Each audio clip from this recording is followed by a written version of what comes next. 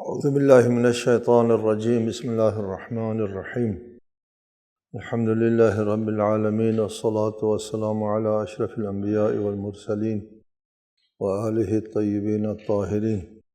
اعوذ باللہ من الشیطان الرجیم ووضع الکتاب فترى المجرمین مشفقین مما فیہ وَيَقُولُونَ يَا وَيْلَتَنَا مَا لِهَذَا الْكِتَابِ لَا يُغَادِرُ صَغِيرَةً وَلَا كَبِيرَةً إِلَّا أَحْصَاهَا وَوَجَدُوا مَا عَمِلُوا حَاضِرًا وَلَا يَظْلِمُ رَبُّكَ أَحَدًا۔ سورۃ الکہف آیت 49۔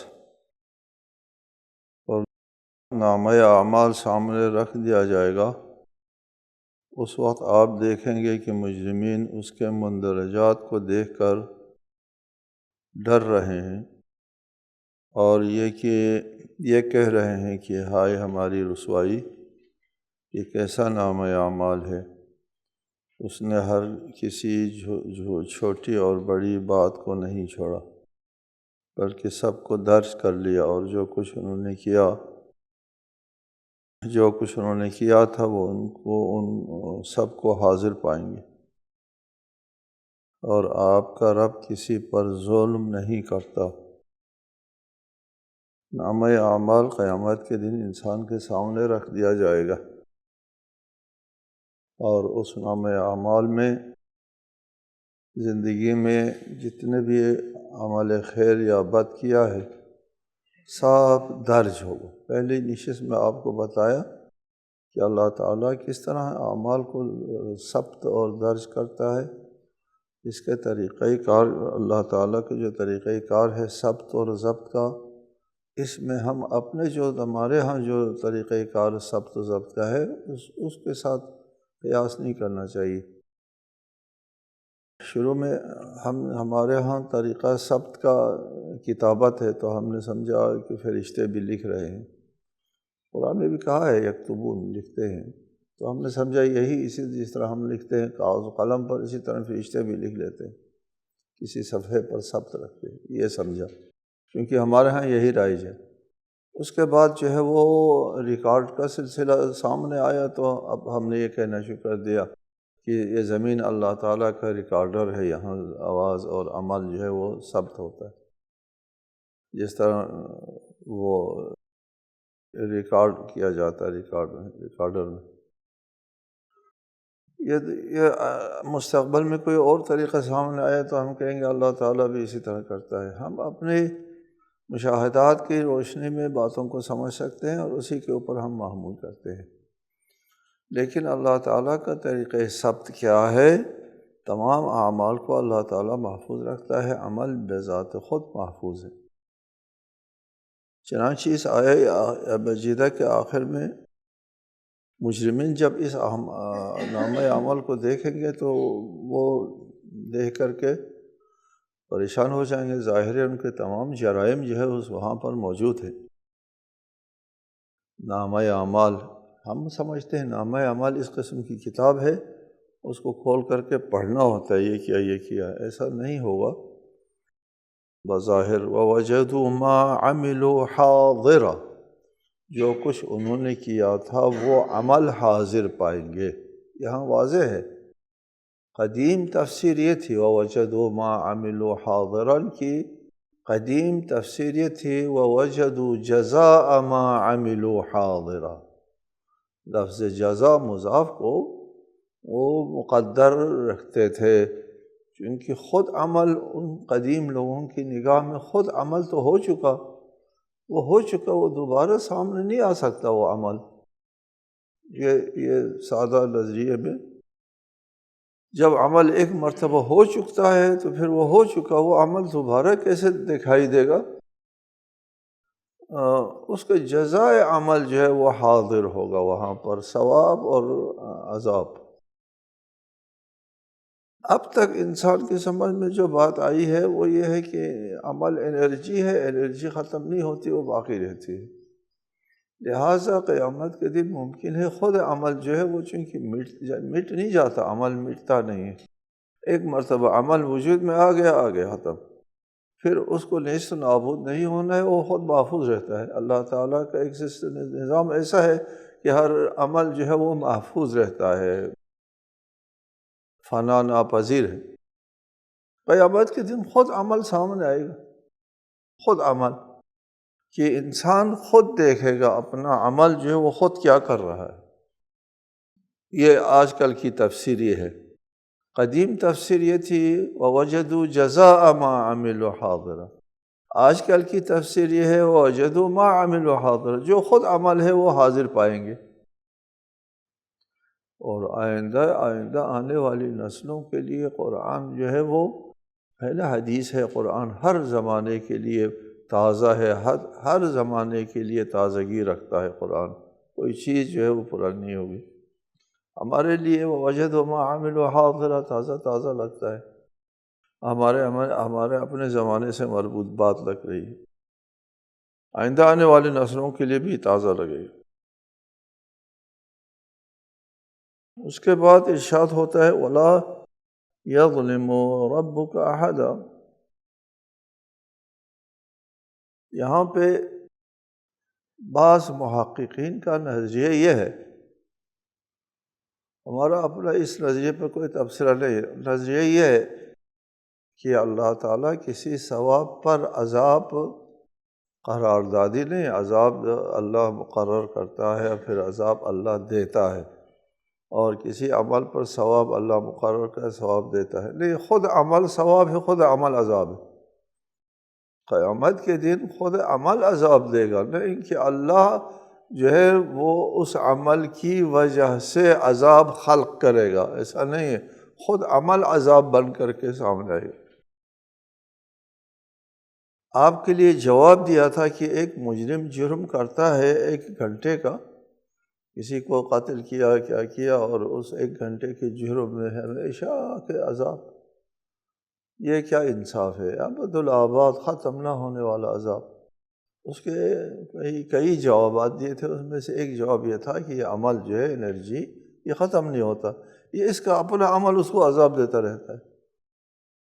ایک جواب یہ اس تفسیر کے مطابق کہ یہ ثواب اور عقاب جو ہے وہ قراردادی نہیں ہے، یہ تکوینی ہے، خود عمل جو ہے وہ عذاب دیتا ہے، خود عمل جو ہے ثواب بن جاتا ہے۔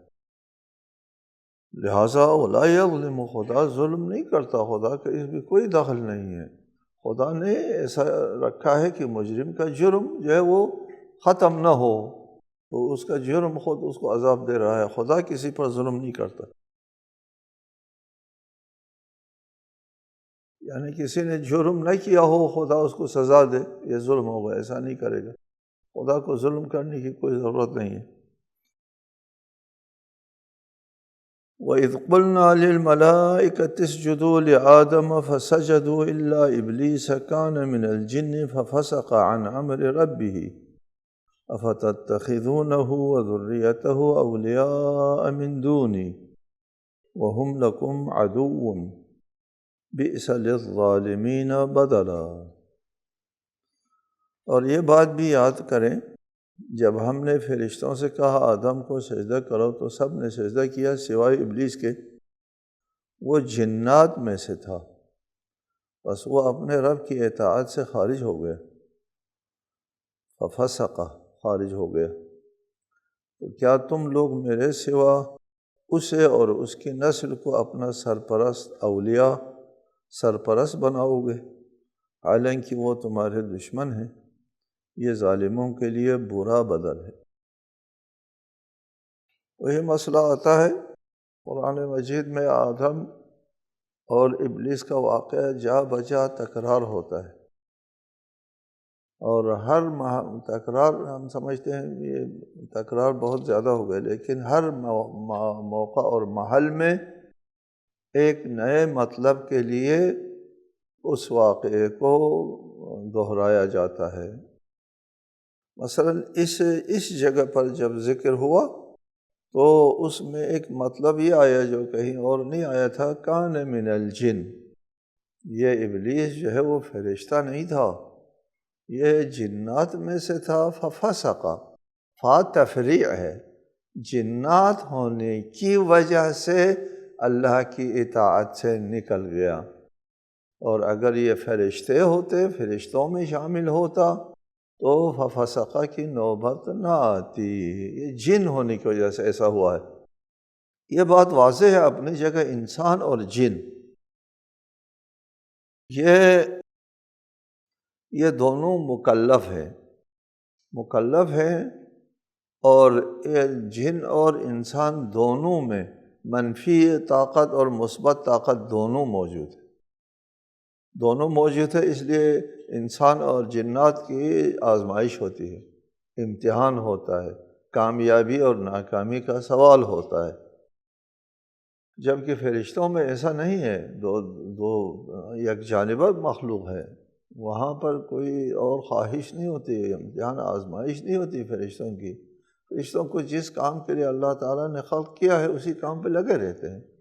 جس طرح پانی کو جس مقصد کے لیے اللہ نے خلق کیا ہے، پانی اپنا کام کرتا جاتا ہے، وہ خلاف ورزی نہیں کرتا۔ پانی رہ کر کے خشک نہیں ہو سکتا، وہ تراوت دینا ہوتا ہے، وہ دیتا رہتا ہے۔ دھوپ اپنا کام کرتی رہتی ہے، وہ خلاف ورزی نہیں کر سکتا۔ فرشتے بھی اسی طرح ہیں، اللہ تعالیٰ نے جس کام پہ لگا دے وہ یک طرفہ مخلوق ہے۔ فرشتے، انسان اور جن یک طرفہ نہیں ہے، اس میں نیک و بد دونوں ہے، اور ان دونوں کے درمیان میں کھڑا کیا جاتا ہے۔ پھر انسان جو ہے وہ انسان اور جن دونوں اگر مثبت پہلو میں جاتا ہے تو فرشتوں سے بھی زیادہ مرتبہ حاصل کر لیتے ہیں، اور اگر منفی کی طرف جاتے ہیں تو پھر شیطان سے بھی بدتر ہو جاتے ہیں۔ یہ ہے دونوں پہلو اس میں۔ کان من الجن، یہاں یہ ابلیس کا نافرمان ہونا جو ہے وہ اس وجہ سے تھا کہ یہ جنات میں سے تھا، یہ نافرمانی فرما برداری دونوں کر سکتا تھا، اس لیے نافرما ہو گیا۔ ففسق، جن ہونے کی وجہ سے اس میں نافرمانی کی صلاحیت موجود تھی، اور کی اس نے نافرما ہو سکتا تھا، ہو گیا۔ جیسے ہم لوگ انسان بھی نافرما ہو سکتے ہیں، ہو بھی جاتے ہیں، نہیں ہوتے ہیں، دونوں چیزیں موجود ہیں۔ سوال یہاں یہ پیدا ہوتا ہے کہ اللہ تعالیٰ نے حکم دیا تھا وَإِذْ قُلْنَا لِلْمَلَائِكَةِ اسْجُدُوا، ہم نے فرشتوں سے کہا تھا سجدہ کرو۔ ابلیس اس آیت میں کہا کان من الجن، یہ تو اصلاً حکم میں شامل ہی نہیں ہے، فرشتوں سے سجدہ کرنے کا حکم، یہ فرشتہ نہیں ہے، بس اس کے لیے حکم ہی نہیں ہے۔ جب اس کے لیے حکم نہیں ہے تو پھر اس نے نافرمانی نہیں کی، یہ شامل ہی نہیں ہے۔ ٹھیک ہے، یہ سوال آتا ہے۔ جواب اس کا یہ ہے کہ یہ درست ہے، یہ حکم ہوا تھا فرشتوں کو،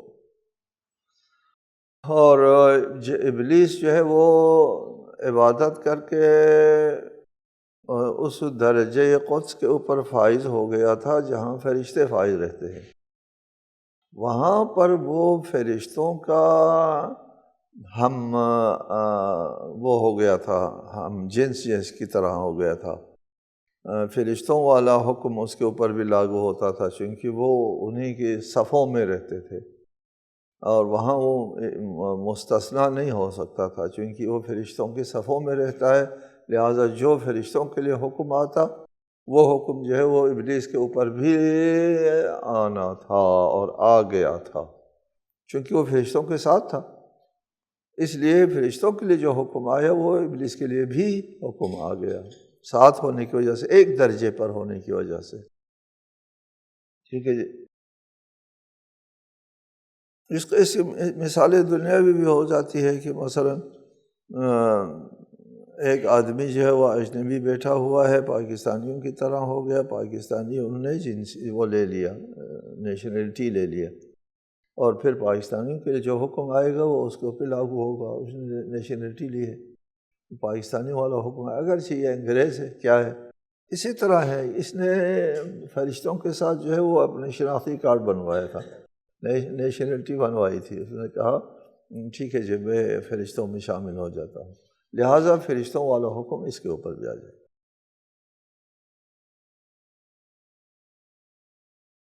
أَفَتَتَّخِذُونَهُ وَذُرِّيَّتَهُ أَوْلِيَاءَ مِن دُونِي، پھر بنی نوع انسان سے سوال ہے کہ یہ ابلیس یہ جنات میں سے ہے، اور ایک جنات کو تم اپنا ولی اور سرپرست اور حاکم بناتے ہو اور اس کے کہنے پر چلتے ہو اور اس کا حکم اپنے اوپر لاگو کرتے ہو، نافذ کرتے ہو، من دونی مجھے چھوڑ کر، اس ابلیس کو۔ یہ استفہام انکاری ہے۔ وَهُمْ لَكُمْ عَدُوٌّ، حالانکہ وہ تمہارا دشمن ہے، بِئْسَ لِلظَّالِمِينَ بَدَلًا۔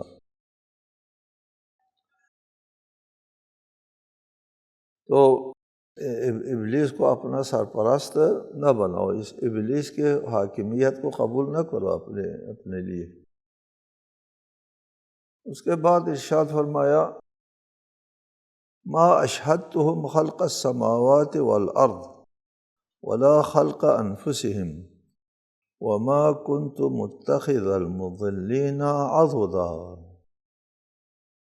میں نے انہیں آسمانوں اور زمین کی تخلیق کا مشاہدہ نہیں کرایا، ما اشہدت، اور نہ خود ان کی اپنی تخلیق کا، ولا خلق انفسہم، اس کا بھی مشاہدہ نہیں کرایا، اور میں کسی گمراہ کرنے والے کو اپنا مددگار بنانے والا نہیں ہوں۔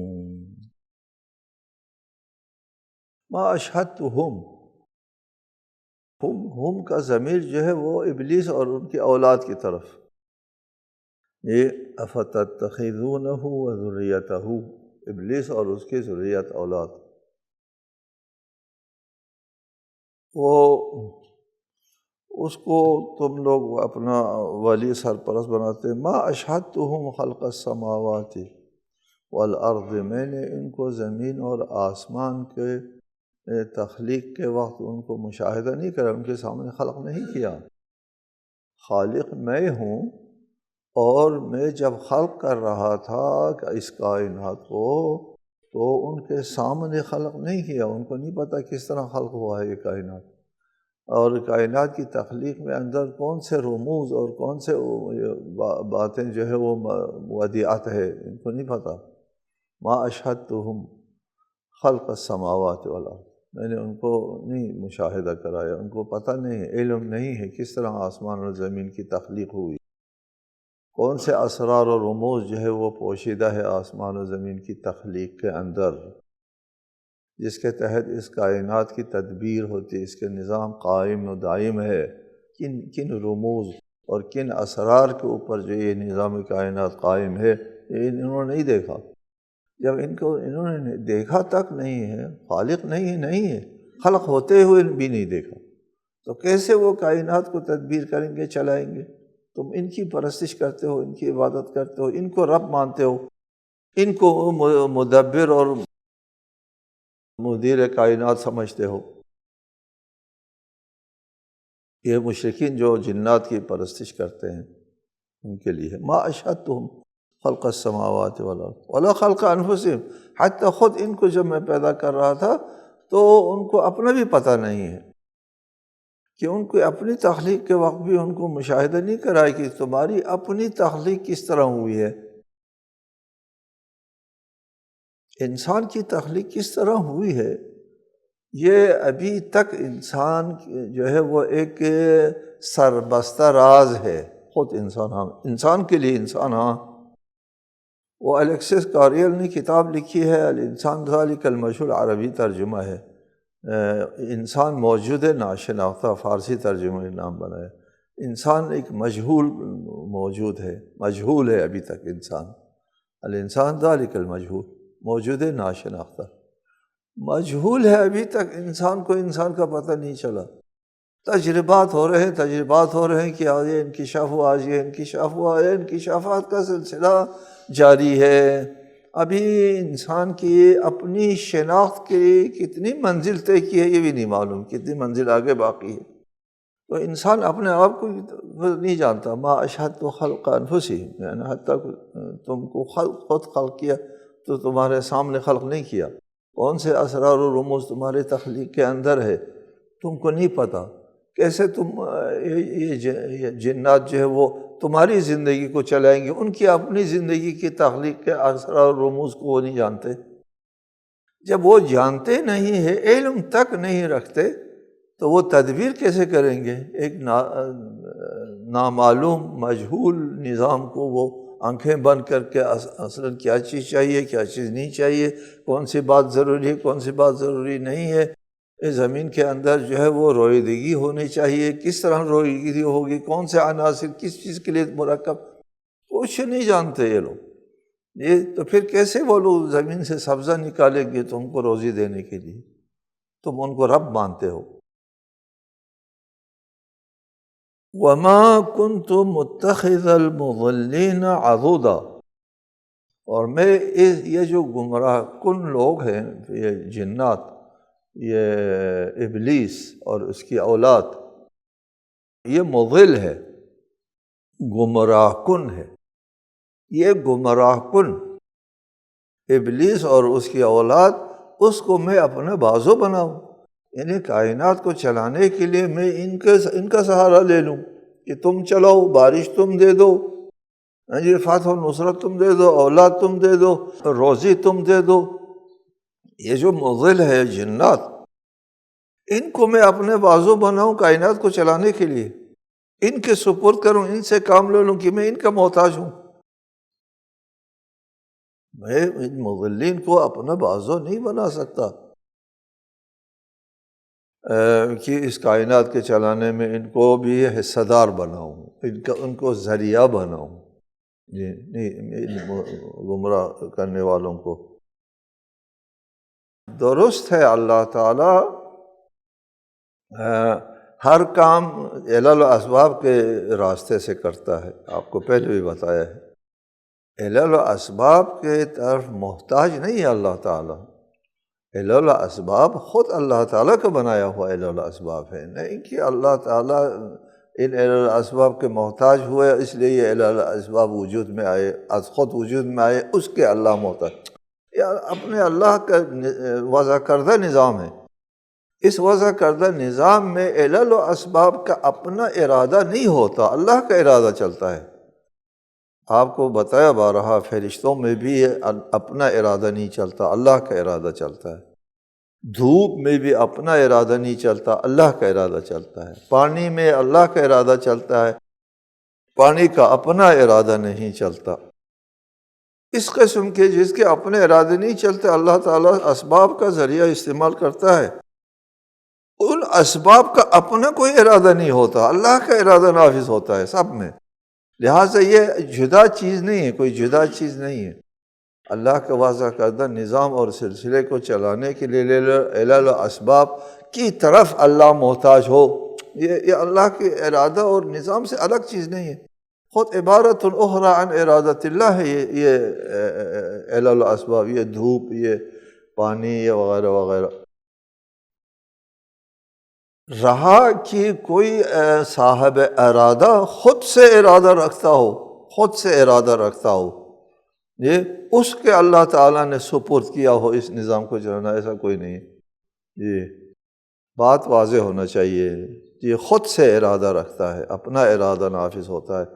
اس قسم کے جنات میں، نہ فرشتوں میں، نہ انبیاء میں، نہ کسی کو سپرد نہیں کیا۔ اس کو تفویض کہتے ہیں نا، تفویض ایک نظریہ ہے، کچھ لوگوں کا خیال تھا تفویض جو ہے مشرکین کا ایک نظریہ ہے۔ مشرکین یہی کہتے ہیں اللہ تعالیٰ نے فرشتوں کے سپرد کر دیا ہے، تفویض کیا ہے، کہ فرشتے چلائیں، اپنے ارادے سے چلائیں۔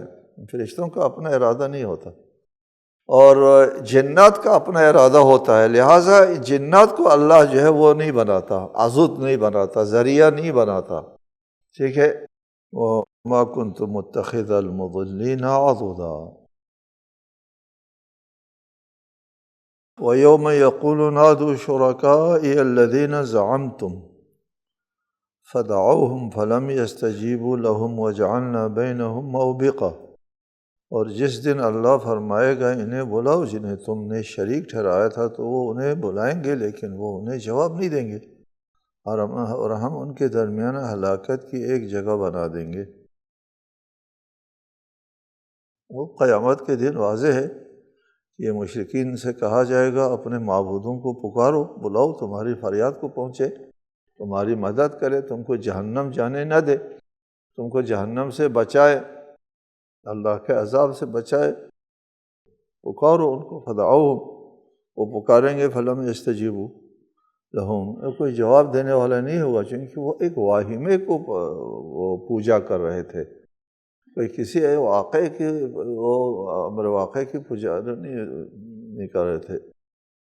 مثلا فرشتے کو انہوں نے معبود بنا دیا، تو فرشتے معبود تو حقیقتاً معبود نہیں تھے، وہ ان کے لیے جو کچھ کرتے تھے وہ عبادت نہیں تھی، نہ فرشتے معبود ہے واقعاً فی الواقع، نہ جو انہوں نے کیا ہے وہ عبادت ہے، کچھ نہیں، عبادت بھی نہیں ہے، اس لیے کہ عبادت رب کی ہوتی ہے۔ آپ کو بتائے عبادت کی تعریف یہ ہے کہ کسی کو رب اور خالق سمجھ کر اس کی تعظیم کرنا عبادت ہے۔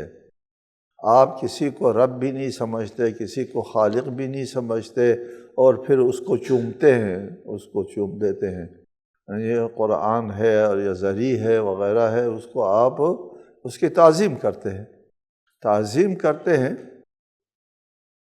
لیکن اس کو نہ رب سمجھتے ہیں نہ خالق سمجھتے ہیں، دونوں نہیں سمجھتے ہیں، اس کو ہادی و راہبر سمجھتے ہیں، اس کو مقدس سمجھتے ہیں۔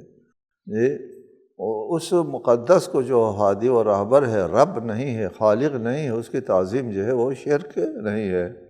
شرک یہ ہے کسی کو رب اور خالق سمجھ کر کے اس کی عبادت کی جائے۔ تو مشرکین جو ہے وہ فرشتوں کو خالق سمجھتے تھے، وہ خالق بھی نہیں ہے، رب سمجھتے تھے، وہ رب بھی نہیں ہے، تو وہ ایک واہمے کی عبادت کر رہے تھے، امر واقع کی عبادت نہیں کر رہے تھے۔ تو کون جواب دے؟ قیامت کو کوئی جواب دینے والا نہیں ہوگا۔ السلام علیکم ورحمۃ اللہ وبرکاتہ۔